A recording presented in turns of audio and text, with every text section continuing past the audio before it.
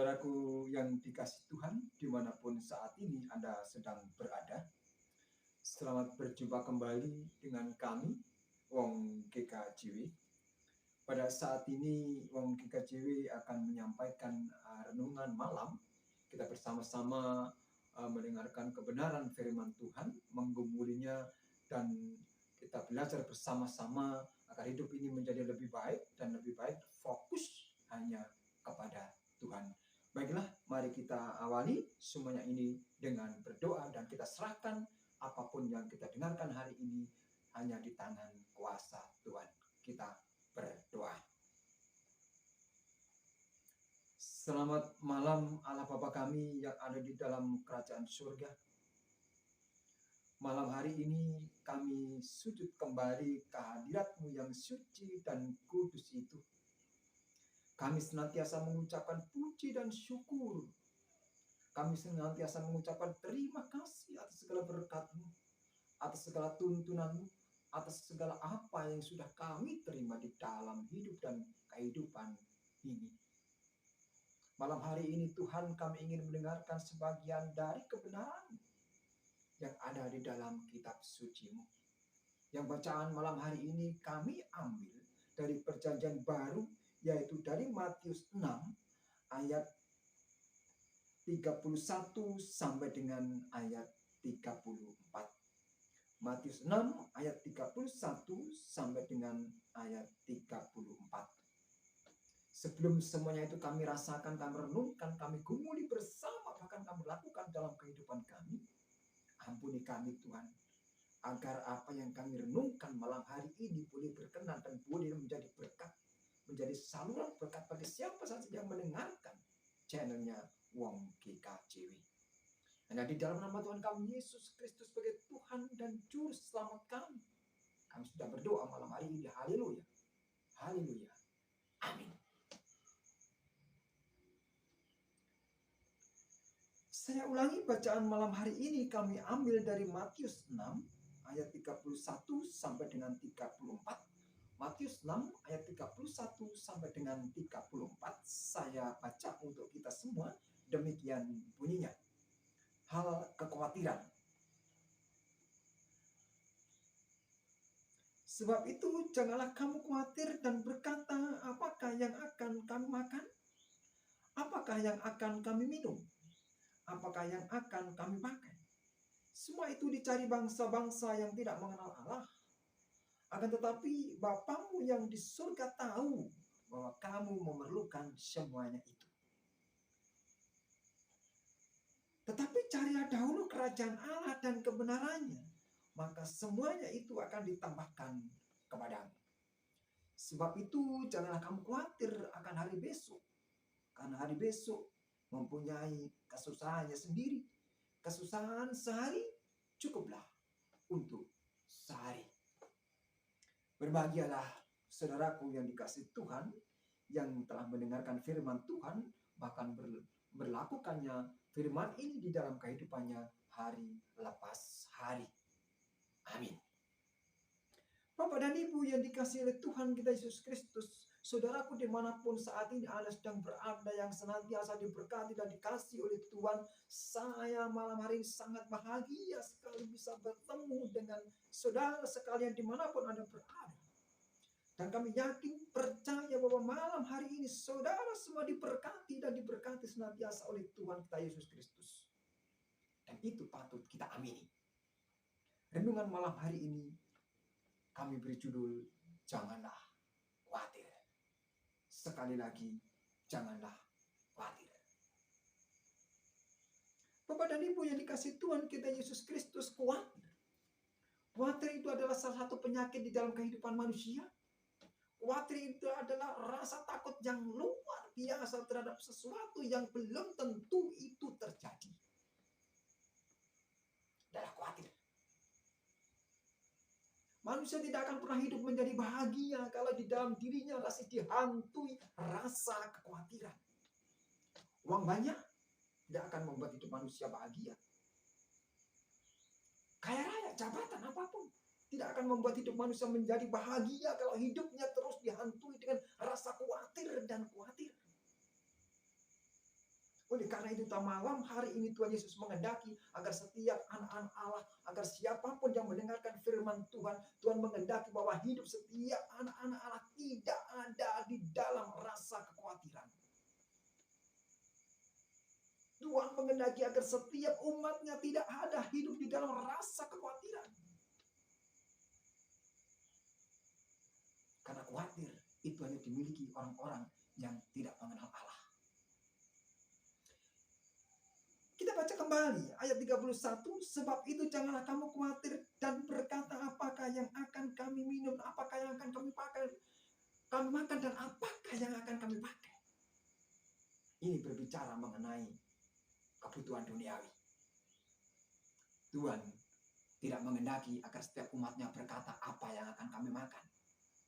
Tuhan tidak menghendaki agar setiap anak-anaknya berkata apa yang akan kami minum. Tuhan juga tidak menghendaki agar setiap anak-anaknya berkata, jabatan saya apa? Masa depan saya bagaimana? Tuhan tidak suka itu. Karena perkataan itu menunjukkan bahwa seseorang tidak sedang percaya kepada Tuhannya. Saudara kasih Tuhan kita Yesus Kristus, rasa kekhawatiran, rasa ketidakpercayaan diri, rasa bimbang dan gelisah, itu pantas dimiliki orang-orang yang tidak mengenal Allah. Oleh karena itu siapapun yang mengenal Allah, Tuhan tidak menghendaki hidupnya ada di bawah tekanan rasa kekhawatiran. Itu yang pertama.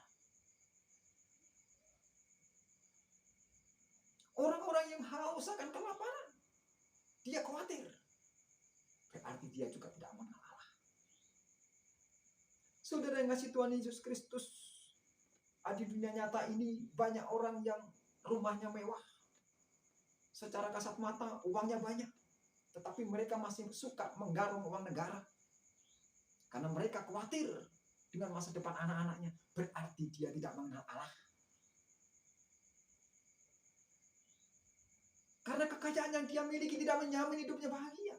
Kekayaan yang dimiliki tidak menjamin hidupnya akan masuk surga. Tuhan hanya menghendaki setiap umatnya berserah dan mengutamakan Tuhan. Bukan harta dan benda yang timbulnya dari dunia. Tuhan menghendaki agar setiap anak-anaknya pasrah sepenuhnya kepada Yesus Kristus sebagai yang empunya hidup dan kehidupan. Tuhan berkata di ayat 32, semua itu dicari bangsa-bangsa yang tidak mengenal Allah. Akan tetapi Bapamu yang di surga tahu bahwa kamu memerlukan itu.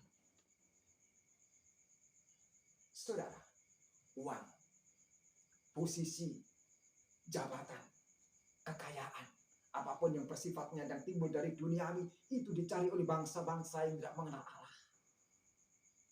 Ini bukan berarti bahwa kita sebagai anak-anak Allah tidak membutuhkan itu. Tuhan tahu bahwa anak-anak Allah juga butuh uang. Tuhan tahu bahwa anak-anak Allah butuh harta benda. Tuhan tahu bahwa anak-anak Allah butuh kebahagiaan. Tuhan tahu bahwa anak-anak Allah butuh masa depan. Akan tetapi utamakan Tuhan. Untuk mendapatkan uang, untuk mendapatkan posisi, untuk mendapatkan jabatan, untuk mendapatkan bahagia, utamakan Tuhan. Di ayat 33. Tetapi carilah dahulu kerajaan Allah dan kebenarannya, maka semuanya itu akan ditambahkan kepadamu. Saudara yang kasih Tuhan, ini luar biasa. Ini pembenaran daripada Allah. Allah tahu apa yang dibutuhkan setiap umatnya.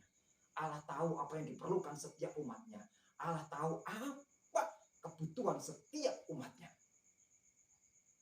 Tuhan tahu bahwa setiap anak-anak Allah perlu uang. Tuhan tahu setiap anak-anak Allah perlu masa depan. Tuhan tahu setiap anak-anak Allah perlu rumah. Tuhan tahu setiap anak-anak Allah perlu harapan, perlu makan, dan lain sebagainya. Tuhan tahu. Dan semuanya itu akan dipenuhi oleh Tuhan dengan catatan, carilah dulu kerajaan Allah.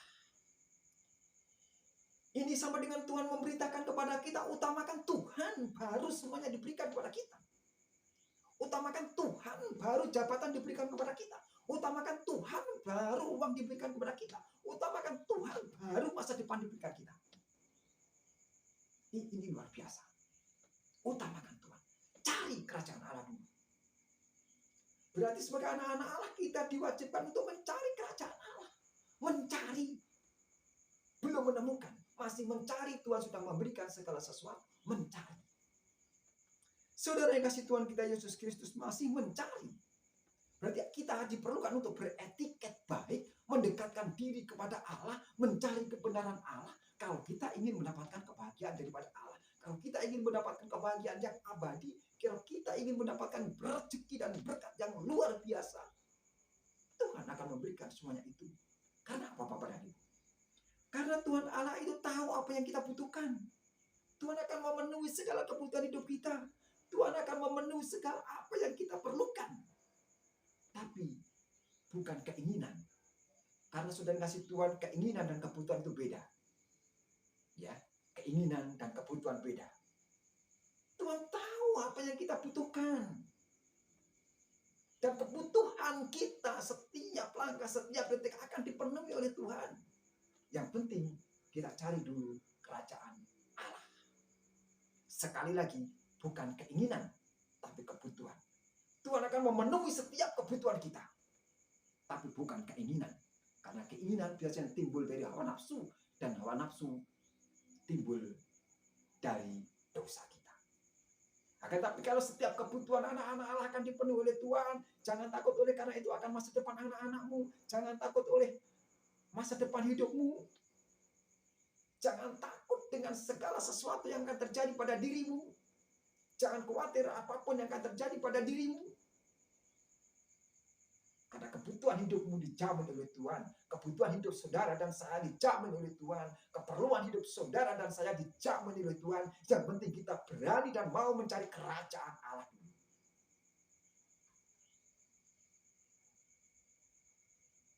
Kiranya renungan sedikit malam hari ini boleh menambah kekuatan dan semangat kita untuk senantiasa bisa hidup mencari kerajaan Allah. Tuhan Yesus memberkati saudara sekalian saat ini sampai Maranatha. Amin.